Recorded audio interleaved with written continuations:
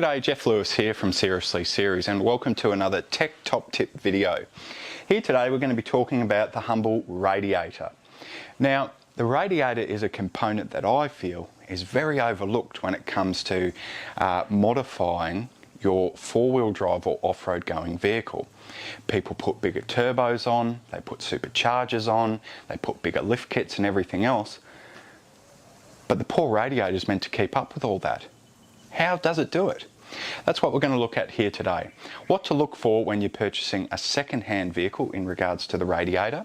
How does a radiator actually work, and what is the difference between one radiator and the next, and how can you get more out of it? So if that sounds like your kind of video, then you know what to do. Click on that subscribe button down below, click on that notification button too, but sit back, relax, and most importantly, stay tuned.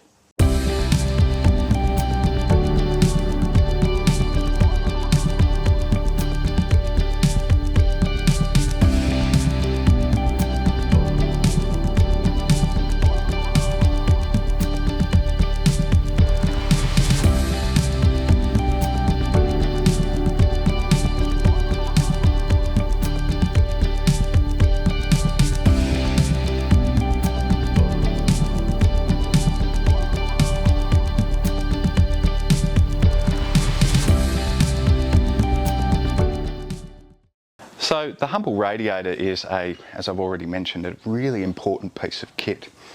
And when it comes to purchasing a four-wheel drive vehicle, and particularly if we're looking at doing power upgrades within the motor itself, we need to consider the cooling system. We're putting more fuel into the motor, we're burning more fuel, and potentially the temperature of that motor is going to increase a lot quicker. So what do we need to do? We need to cool it a lot quicker too, don't we? So we need to start looking at methods of how to make the cooling system more efficient. Now, this might not be such the case with more modern four-wheel drive vehicles that you buy them off the showroom floor and you really can't do a lot to them to get more out of them.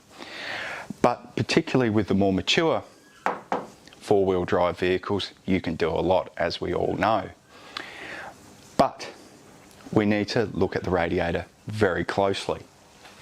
Now, this exquisite piece of artwork has been done by a fellow called Greg at Huon Valley Radiators, and he is my radiator man. He is incredible with what he can do, and I'll talk a bit more about that later on.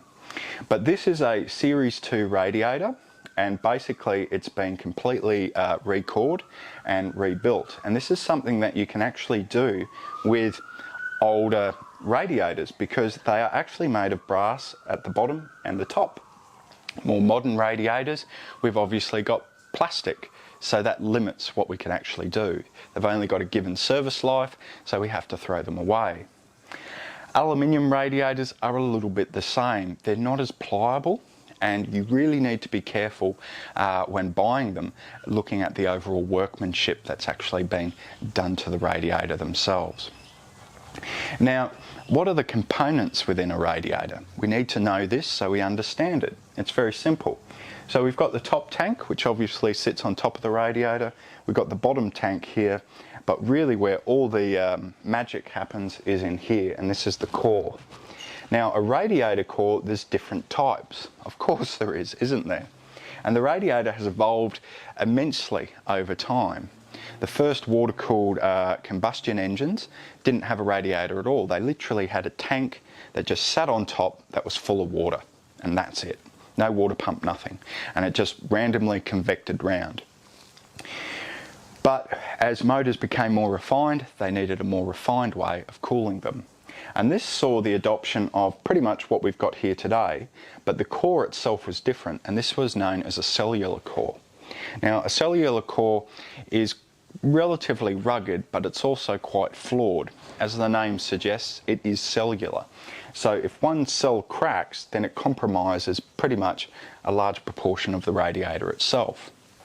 This was quite popular in the 1920s, 1930s and 1940s, and particularly with the Series 1s radiators, if you get a genuine radiator, it will have cellular core in it. It can still be found, it still is produced in the UK and New Zealand, but it is horrendously expensive. What we've actually got here is a slight upgrade from the cellular core, and this is called a tubular core. And how a tubular core works is really simple. We've actually got these tubes that run up and down the radiator here. And then to keep them in place so they don't vibrate, break and snap, we've then got these cross fins here. Now, depending on how many fins we actually have, that's going to restrict the amount of air that can actually go through the radiator itself. And that's not a good thing. Because what we want, and the whole point of a radiator, and why we have this sort of cross-hatch sort of configuration, is because what we're trying to do is get as much air on the largest amount of surface area possible, so we can cool the water as efficiently as we can. And that's why particular tubular core is more efficient than cellular core, because it has a larger surface area. Now, we can get a different type of tubular core where we actually have more of a high flow. So we have less ribs in the actual running laterally to actually hold the core, the cores in place. Now this means that we can get greater airflow. And for most vehicles, light vehicles travelling on, sealed roads, that's what's used. But because we're dealing with Land Rovers here and off-road vehicles, rugged reliability and rigidity is absolutely critical. So that's why we go for this more robust core that we've got here today. Now, when it comes to actually purchasing a second-hand vehicle, it's well worth looking at the radiator, particularly if you're going to head off on, a little first shakedown trip or whatever you want to call it. And when it comes to that, the areas that have the greatest amount of corrosion within the radiator is actually up here. It's actually where the hose joins from the radiator and actually goes to the thermostat housing. Why? Well, it's quite simple. The water, should be the coolant, I should say these days, will sit up to about here. So then we've got an inch or two of just air sitting there within the radiator itself. It's always the case. With the air, that obviously then heats up, you get steam, or not steam hopefully, but you're getting vapours, and they're a lot more corrosive. So the greatest amount of corrosion that you're going to see is always on the top of the radiator. And you always need to have a good look around there, and obviously look at the condition of the radiator hoses themselves, and also have a look at the core too. Particularly if the vehicle's done a lot of off-road work, you'll find that probably the lower quarter of the radiator will just be completely and utterly caked in mud. Taking the top of the radiator off too is always a good idea. If there's no nice coolant staring back at you, then that's obviously not a complete no deal, but it's something you need to question in regards to the integrity of the cooling system, and also the water jacket within the motor, and particularly if it's an alloy head, because they really don't like hot water at all. So there's some of the things you need to look for. The other thing is, when you're looking in the radiator, if there is no coolant in there, or if there's a lot of residue, you've got the chance that actually the tubular core within the radiator itself could be blocked. Now, one thing you can get done is a good quality radiator flush.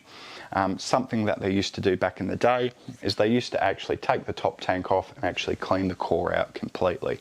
It's not really worth doing that these days. You're much better off just getting a new core made up, get the radiator rebuilt, and go off from there. The good thing about getting a radiator recored is the fact that you know what you're getting. Particularly with Greg, he's very good at this. He knows the foibles and the flaws within the Land Rover radiators, so he can strengthen up the top tank, which are prone to cracking, and also he can strengthen up and straighten up any other parts within it. It also means I know that I'm getting the right radiator back with the right dimensions and all the rest. Some of the aftermarket ones do work for these vehicles, but they're not the same size and they're not the same dimensions. So that's just a few things to think about in regards to your radiator. There's a heck of a lot more that we can talk about here today, but I think that's enough just to give you a few little things to think about in regards to your own four-wheel drive vehicle, and do your own research. Don't just go off my word. It's about seeing what you can find and what works for you, your vehicle and your kind of adventure, because that's what we want to do at the end of the day, pursue our own adventure. Anyway, thanks for watching this video. Big thank you to our supporters via Patreon. Big thank you to Greg at Huon Valley Radiators for doing up this wonderful radiator and bringing a bit more life back into it once more. But anyway, as always, I've got some Land Rovers to fix, so check Seriously Series out on Patreon, support us there, and I'll see you in the next one. Catch you around.